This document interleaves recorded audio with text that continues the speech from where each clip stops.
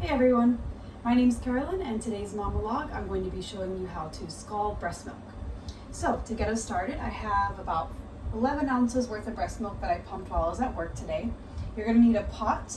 I would recommend cleaning it thoroughly. I just boiled mine with plain water right before I got started, and also a freshly sterilized mason jar or some kind of a container to store your freshly scalded breast milk.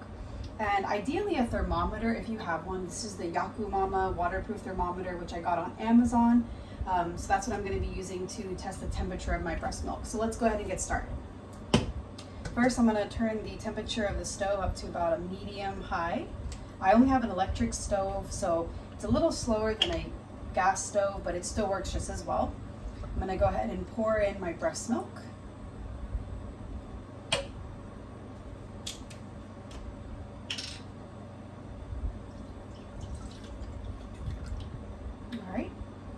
Now that that's all in there, I'm going to stir it occasionally while it slowly brings up to a temperature of about 180 degrees.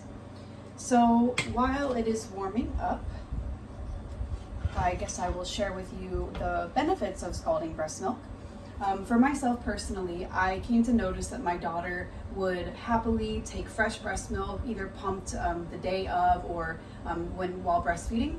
However, breast milk that was in my fridge, even within 24 hours, or even frozen breast milk, which was thawed, my daughter, for some reason, wasn't as receptive to it, and she didn't seem to like it as much and would often refuse it. So after a while, I decided to go ahead and give it a taste test, and I did notice right away that it had kind of a sour and soapy taste. So the reason for that is an enzyme called lipase. Through research, came to find out that I have high lipase breast milk.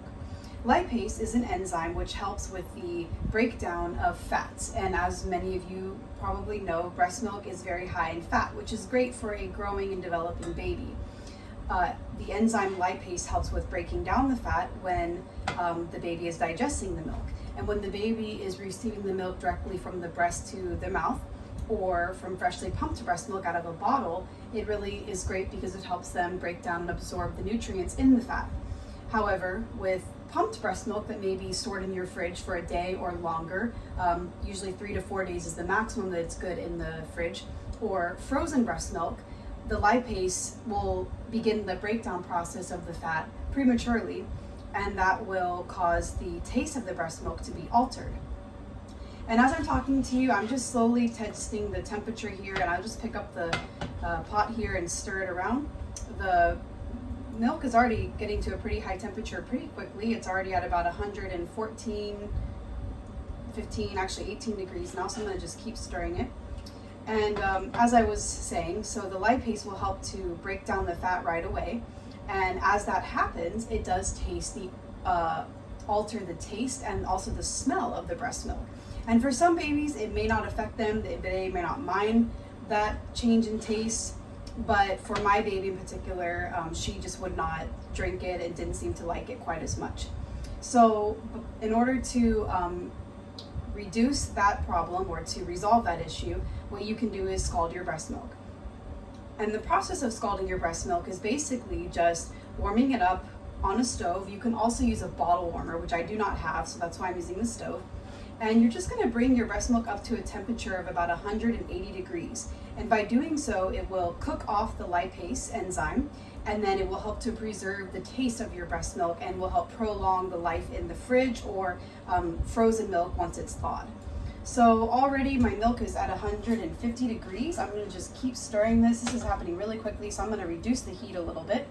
If you do not have a thermometer, another option you have is to just wait for the milk to bubble just slightly. It's very important to note that you don't want the milk to get high above 180 degrees because there are vital nutrients that can be cooked off during the scalding process. So as soon as your milk reaches 180 degrees, you want to remove it from the heat and immediately cool it so that it can preserve the nutrients other than the lipase. So it's already now at 162 degrees roughly. It's kind of wavering right around that area. So I'm going to take this off for a moment. I'm going to just mix this, and then I'll test the temperature again. So it's already getting pretty close. It's about 165 now, 167.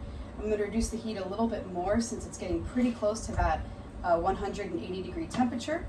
And really quickly, I'm going to go to my fridge and get my cold water, which I will be, I'll show you in a moment what I'm going to do with that. Let me just mix this one more time. Go grab that water.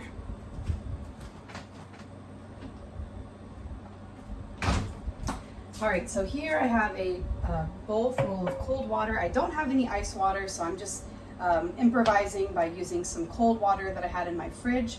As soon as this reaches 180 degrees, I'm going to reduce the heat a little bit more just so it doesn't get hot too quickly, which is currently at 177 degrees, about 177. I'm going to remove the lid from my mason jar. And then I will pour the milk in here and then douse it in the cold water to help chill the temperature of the milk very quickly. So I'm going to test the temperature again. And it's at about 179 now, so really close to that 180. And there it goes, 180 degrees. I'm going to go ahead and turn my stove off. And now I'm going to very carefully pour the milk. Let me just re-grip this. Very carefully pour the milk here into the mason jar.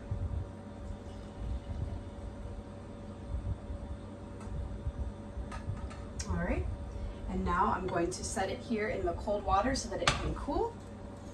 And that's about it. So that's basically the process of scalding breast milk. You want to bring it up to about a temperature of 180 degrees, not too much higher than that, and immediately remove it from the heat. Allow it to cool, and then you're good to go.